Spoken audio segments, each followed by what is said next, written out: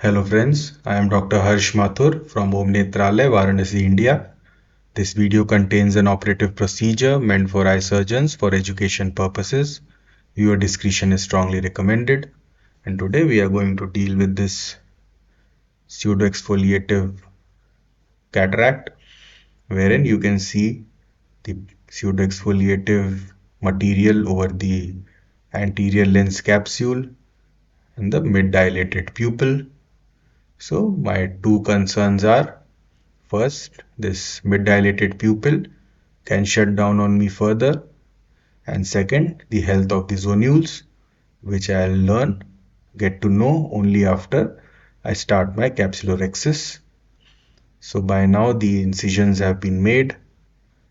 The anterior capsule is stained with the trypan blue dye,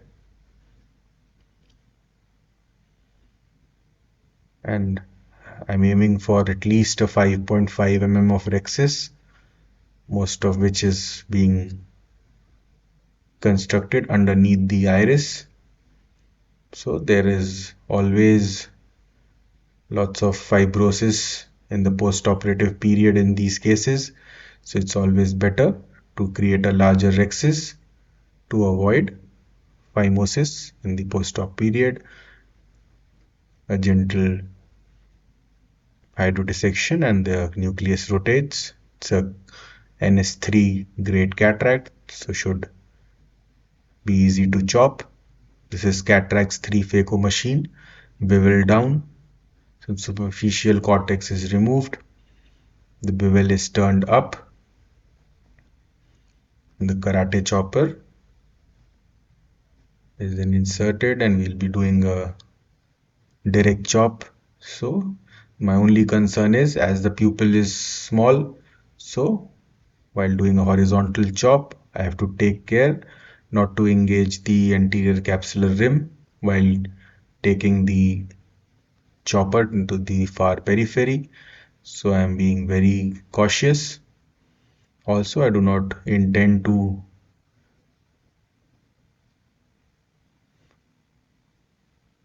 injure the iris, so I'm staying at the central safe zone. So I've got these 4 pie-shaped quadrants. The pulse mode is on, and slowly I'm emulsifying the quadrants.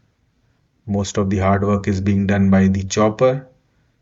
The probe is just lifting up the nuclear pieces. I'm moving to the central safe zone, protecting the endothelium as well as the posterior capsule.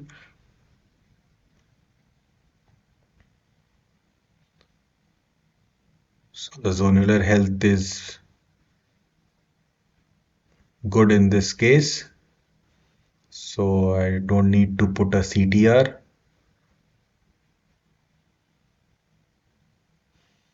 And that's it. The last nuclear piece is being emulsified. Now the parameters are reduced, and let's flip over this epinuclear sheet. Always keep a close eye over the anterior capsular rim so that you don't engage, as the zonules might be weak.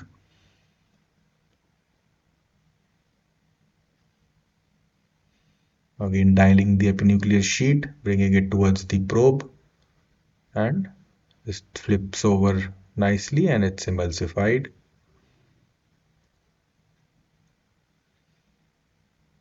And now let's clean up the cortex. The tricky part is